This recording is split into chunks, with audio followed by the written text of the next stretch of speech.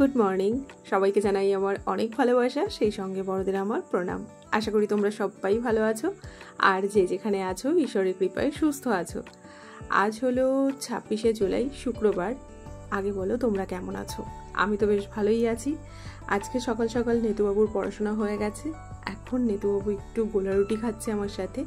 ওকে একটু চিনি দিয়ে গোলা রুটি খাইয়ে দিচ্ছি। ও যাবে স্কুলে। ওদিকে ওর বান্ধবী এসে দাঁড়িয়ে আছে ওর জন্য, তো সেই জন্য আমি একটু তাড়াতাড়ি করে খাওয়াচ্ছি। কিন্তু আমাদের নেতু না চিবোতে পারে না, যে কোনো খাবার গিলে খায়, খুব একটা চিবিয়ে খেতে পারে না। আমি তো ভাবছিলাম মাম ওকে স্কুলে যাওয়ার জন্য ডাকতে এসেছে, তবে পরে জানতে পারলাম না, মামের মা এখনও রেডি হয়নি। মানে অনেক সময় না নেতুবাবুর মায়ের দেরি হলে মামের মায়ের সাথে নেতুবাবু স্কুলে চলে যায়, তারপরে ছুটি যায়। এখন মাম ওর বন্ধুর সঙ্গে দেখা করতে এসেছে, বলতে পারো নেতুবাবুর কাছে একটু ঘুরতে এসেছে। ও তো মাঝে মধ্যেই আসে। নেতুবাবুকে খাওয়ানোর সময় অর্ধেকটা গোলা রুটি মামকেও দিয়েছিলাম, মাম পাশে বসে খাচ্ছিল। তবে যখন জানতে পারলাম যে স্কুলে যেতে এখন অনেকটা দেরি আছে, মামকে বললাম আরেকটা গোলা রুটি খাবে? তো মাম বলল খাবে। তো সেই জন্যে আমি আবার একটা গোলা রুটি বসিয়েছি। এদিকে আবার কাকিমা ডাকতে চলে এসেছে, মানে মামের মা রেডি হয়ে চলে এসেছে। আমি কাকিমাকে বললাম একটুখানি দাঁড়িয়ে যাবো কাকিমা, বাচ্চা গোলা রুটি খেতে চেয়েছে, ওর জন্য আমি বসিয়েও দিয়েছি। তবে এদিকে আরও একটা পুচকু এসেছে, এটাও সম্পর্কে একটা বোন হচ্ছে। তো এখন গরম গরম গোলা রুটি আমি নিয়ে এসেছি, সঙ্গে নিয়েছি একটু চিনি, আর এখন এই 3টে ছানাপোনাকেই খাইয়ে দেবো। তো আমি বললাম তোমরা হাত দিয়ে খেতে গেলে দেরি হয়ে যাবে, আমি একটু তাড়াতাড়ি করে খাইয়ে দিই। ওদিকে আবার কাকিমা বসে আছে, ছোটিও যাবে, তবে ছোটির হয়তো একটু যেতে দেরি হবে, ওর হাতে একটু কাজকর্ম আছে, ও একবারে কাজকর্ম সেরে তারপরেই যাবে।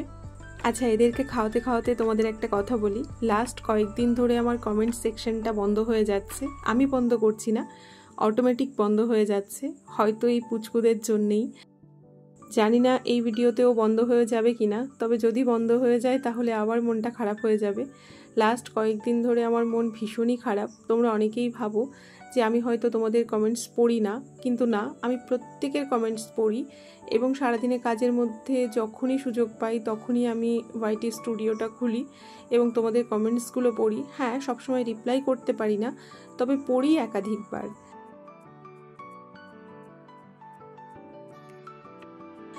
আর এই সমস্ত মুহূর্তগুলো না কাটতে ইচ্ছে করে না। যদি কমেন্ট সেকশন বন্ধও হয়ে যায় তাও মনে হয় যে থাক, এই দিনগুলো তো আর ফিরে আসবে না। তো যাই হোক, ওদের খাওয়া দাওয়া তো হলো, আর বাচ্চারা না একসঙ্গে খেলে দেখবে তাড়াতাড়ি খায়। আমাদের নেতুবাবু এমনিতে খেতে চায় না, তবে আজকে বেশ ওদের সঙ্গে ভালোই খেয়েছে। ওরা আসার আগেও খেয়েছিল, পেটটা ভরা ছিল, তাও খেয়েছে। প্রথমে তো যতটুকু ওকে খাওয়াচ্ছিলাম ততটুকুই একটু জোর করে খাওয়াচ্ছিলাম, আর বাকি দুজন আসার পরে ওদের দেখা দেখি বেশ ও খেয়েছে। ও ভুলেই গেছে যে ওর পেট ভরে গেছে। তো বাচ্চাদের এরকমই হয়। আর এখন নেতুবাবু কাকিমার সাথে যাচ্ছে স্কুলে। তো কাকিমা জিজ্ঞেস করছিল ছোটি যাবে কি না, তবে ছোটি এখন শাড়ি পরতে ঢুকেছে, ও একটু বাদে যাবে। আর এদিকে তো দেখতেই পেলে কাঁঠালের বীজগুলো গোলার ওপরে দেওয়া ছিল, সেগুলো ওপর থেকে পড়ে গেছে। এই বীজগুলোকে ধুয়ে শুকাতে দেওয়ার জন্য রেখেছিলাম, ভেবেছিলাম তরকারি করে খাবো। কিন্তু দেখো না কেমন হয়ে যাচ্ছে, বৃষ্টি হচ্ছে, রোদ হচ্ছে না, আবার এখান থেকে পড়েও গেল। তবে একবার নয়, একাধিকবার পড়েছে, আর ঠিকঠাক রোদ পায় না বলে বারবার এখানেই দিতে হচ্ছে। এই দেখো, এদিকে ছুটিও রেডি হয়ে গেছে, ও এখন হন্তদন্ত হয়ে ছুটেছে।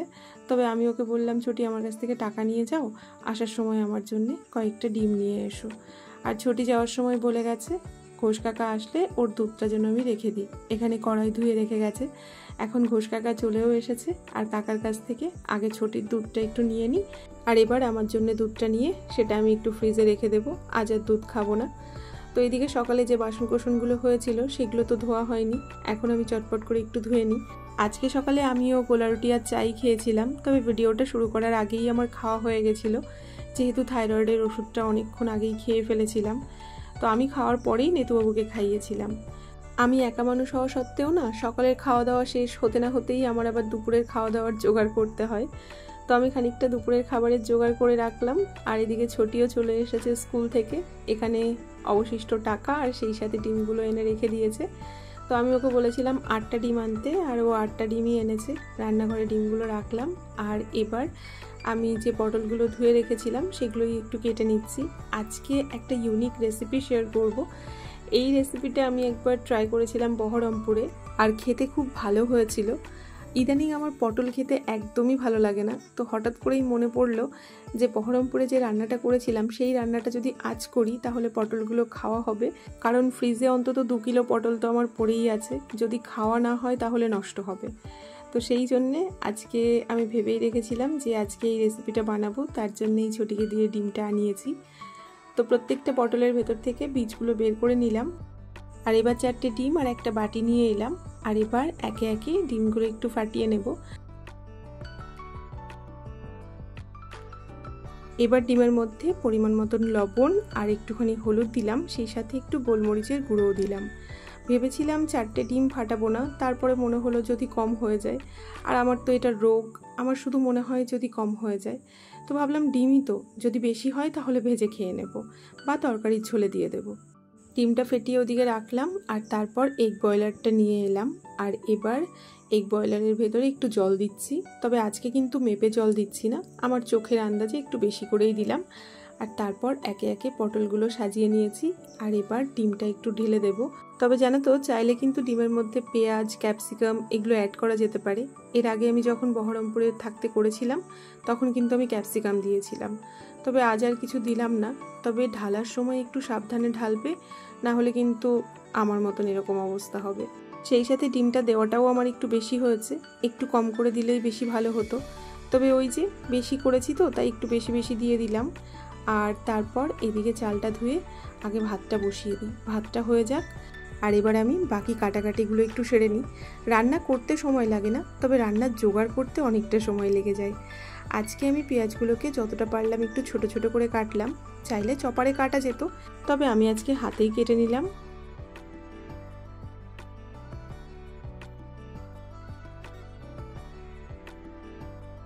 এইদিকে ডিম পটলটাকে দেখতে দেখো, একদম ফুলের মতো লাগছে, কি দারুণ ফুলেছিল।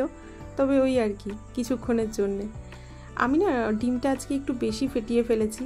এই রেসিপিটা করার সময় ডিমটাকে না বেশি ফেটানো যাবে না, তাহলে এরকম ফুলে যাবে। আর এর আগে যখন করেছিলাম তখন কিন্তু এতটা ফুলে ছিল না, কারণ আমি অতটা ফ্যাটাইনি।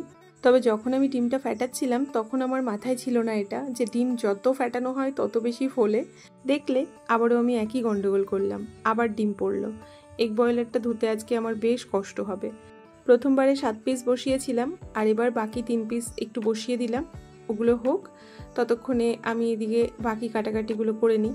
তো এদিকে আমি আরও খানিকটা পেঁয়াজ কেটে নিচ্ছি। তবে শুধু পেঁয়াজ নয়, কয়েকটা রসুন নিয়ে এলাম। আর এবার এই রসুনগুলোকেও চাকুর সাহায্যে ছোট ছোট করে একটু কেটে রাখলাম।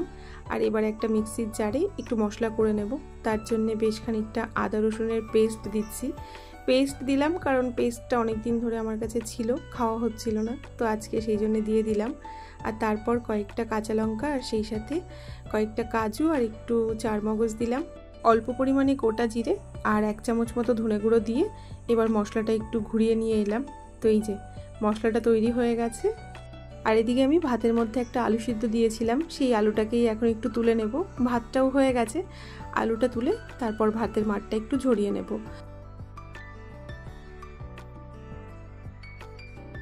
ভাতের মাঠটা ছড়িয়ে রাখলাম। আর এবার যে পটলের বীজগুলো ছিল সেগুলোকে চাকুর সাহায্যে একটু ছোট করে কেটে নিলাম। আর তারপর কড়াইতে খানিকটা তেল দিয়ে দিলাম একটু কালো জিরে। আর এবার কুচিয়ে রাখা রসুনটা দিলাম। রসুনটা একটু হালকা ভেজে নিয়ে এবার কুচিয়ে রাখা পেঁয়াজটা দিয়ে দিলাম, সেই সাথে কাঁচির সাহায্যে 2টো কাঁচা লঙ্কাও কেটে দিলাম। আর এবার পেঁয়াজ আর লঙ্কাটাকে ভালো করে একটু ভেজে নিয়ে এর মধ্যে পটলের বীজটা দিয়ে দিলাম পরিমাণ মতন লবণ আর হলুদ। আর এবার এটাকে একটু ভালো করে ভেজে নেব। তবে হ্যাঁ, পটলের বীজটা কিন্তু ডিমে দেব না, এটা আলাদা করেই ভেজে খাবো। তো চাইলে এরকম ভেজে খাওয়া যায়, চাইলে আবার ওটাকে একটু পেস্ট করে নেওয়া যায়। তবে আজকে আমি ভেবেছি পেস্ট করব না, এমনিই খেয়ে দেখবো যে কেমন লাগে। আগে আমি এভাবে কখনো খাইনি, আজকে প্রথম করলাম। পটলের বীজটা তুলে নিয়ে কড়াইতে খানিকটা তেল দিয়ে এবার পটলগুলোকে ভাজতে বসাচ্ছি। পটলগুলো কিন্তু ভালো মতো সিদ্ধ হয়ে গেছে। এবার ভালো করে এই পিঠ ও পিঠ উল্টে একটু ভেজে নেব। তবে ভাজার সময়তেও একটুখানি লবণ আর হলুদ দিলাম। আর এবার এগুলোকে একটু ভেজে নিই। তবে পটলগুলো দেখতে কিন্তু খুব সুন্দর লাগছে, মানে এর আগের বার যেমন বানিয়েছিলাম তখন উপরটা বেশ সমান ছিল, আর এবার বেশ ফুলের মতন লাগছে।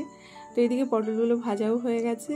আর এবার আমি যে ডিমটা বেশি হয়েছিল সেই ডিমটাকে একটু ভেজে তুলে রাখলাম। আর এবার আবার কড়াইতে খানিকটা তেল দিয়ে তেলের উপরে দিলাম তেজপাতা, 2টো শুকনো লঙ্কা, সেই সাথে খানিকটা গোটা জিরে, কিছু গোটা গরম মশলা। আর এবার কুচিয়ে রাখা পেঁয়াজটা দিয়ে দিচ্ছি। পেঁয়াজটাকে একটু লাল লাল করে ভেজে নেব। পেঁয়াজটা ভাজা হোক ততক্ষণে আমি ডিমটাকে একটু কেটে নিই। ডিমটা কেটে আমি যে আলুটা সিদ্ধ করে রেখেছিলাম সেটাকেও একটু ভেঙে রাখলাম।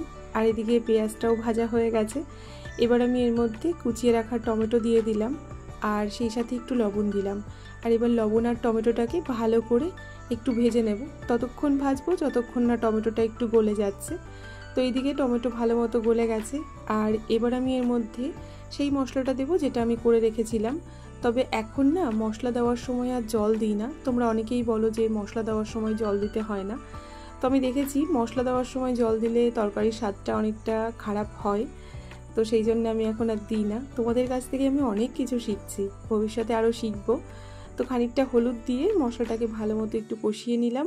আর এবার যে আলুটা আমি ভেঙে রেখেছিলাম সেই আলুটা দিয়ে আরও কিছুক্ষণ একটু নাড়াচাড়া করে এবার আমি এর মধ্যে জল দিয়ে দিচ্ছি।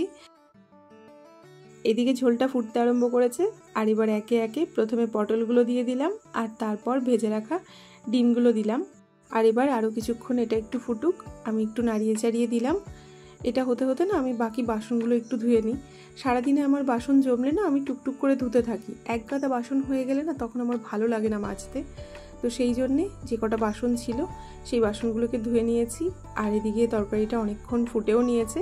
আর এবার আমি এর মধ্যে একটু কসুরি মেথি দিচ্ছি। আমার কাছে যেহেতু ধনেপাতা নেই তাই আমি এটা দিলাম। এর ফ্লেভারটাও আমার খুব ভালো লাগে। আর সেই সাথে একটু ঘরে তৈরি গরম মশলা দিয়ে দিলাম। ব্যাস, আমার ডিম পটল রান্না করা হয়ে গেছে। আর এটাকে আমি একটা গামলাতে নামিয়েও নিলাম। রান্নাবান্না সেরে চাল ধোয়া জল আর চায়ের পাতা নিয়ে আমি আবার একটু ছাদে এলাম। এই চাল কুমড়োর গাছটাতে দেবো বলে।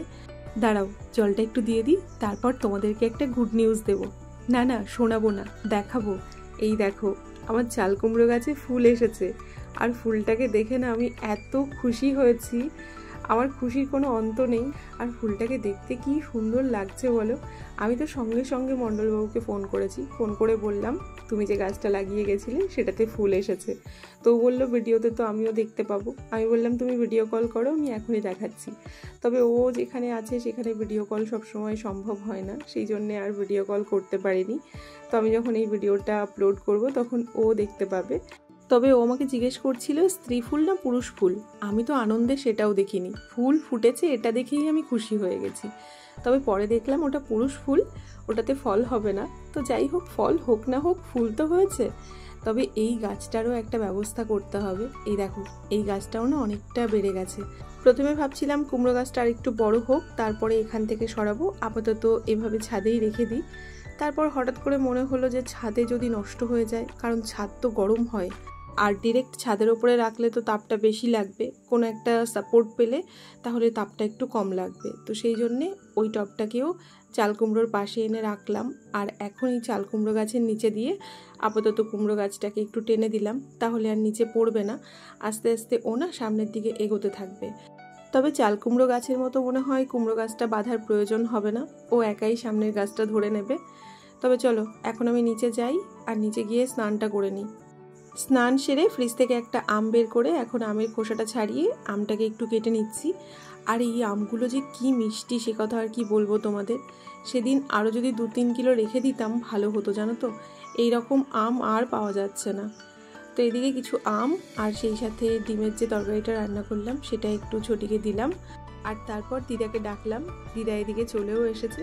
না, দিদা ভাত খাবে না, দিদাকে দেবো আম। দিদা ডিম মাংস কিছু খায় না, শুধুমাত্র মাছটা খায়। তো আজকে দিদার জন্য আমি রান্নাবান্না করিনি। তবে ইচ্ছে আছে একদিন দিদাকে আমি রান্না করে খাওয়াবো। তবে একটা সমস্যা হলো, দিদা সকালবেলায় ভাত খায় আর রাতে খায় রুটি। সকাল 10টা-11টার মধ্যে দিদাকে ভাত দিতে হয়। তো যাই হোক, দিদা বলেছে একদিন দুপুরে আমার সঙ্গে ভাত খাবে। তো দিদা এখন আমটা খেতে পারছে না, আসলে ফ্রিজ থেকে বের করে কেটেছি তো আমটা একটু ঠান্ডা আছে। দিদা তো বেশ কয়েকদিন এসেছে, তবে সেইভাবে দিদার সঙ্গে গল্প করার সময় পাইনি, কারণ দিদা সবসময় এদিকে ওদিকে থাকে। তো সেই জন্যে সবসময় ডাকা সম্ভব হয় না। তো এখন দিদার সাথে একটু গল্প করছি। আর জানো তো, আজকে তোমাদের সাথে একটা কথা শেয়ার করতে চাই। আমাদের তো লাভ ম্যারেজ, আর আমাদের বিয়ের আগে একবার আমার দাদু শ্বশুর আর দিদা শাশুড়ি আমার সঙ্গে দেখা করতে চেয়েছিল। তোমার শ্বশুরবাড়ির পাশেই যে দোতলা বাড়িটা আছে, দেখাবো কখনো তোমাদের। আমি মাঝে মধ্যেই যাই, ওই গোষ্ঠীর টাকা দেওয়ার জন্য যে বাড়িটাতে যাই ওই বাড়িটার কথা বলছি।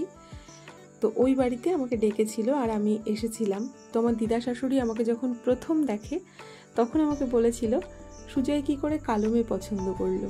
আর জানি না কেন সেদিন না ওই কথাটা শুনে আমার একটু খারাপ লেগেছিল। আমিও না সঙ্গে সঙ্গে দিদাকে বলে ফেলেছিলাম, সুজয় তো তবুও কালো, তুমি তো ফর্সা, তাহলে তুমি কি করে কালো ছেলে পছন্দ করলে। আসলে আমার দাদু শ্বশুর কালো ছিলেন, আর সেই দিনই ওনাদের সাথে মনে হয় আমার প্রথম দেখা হয়েছিল।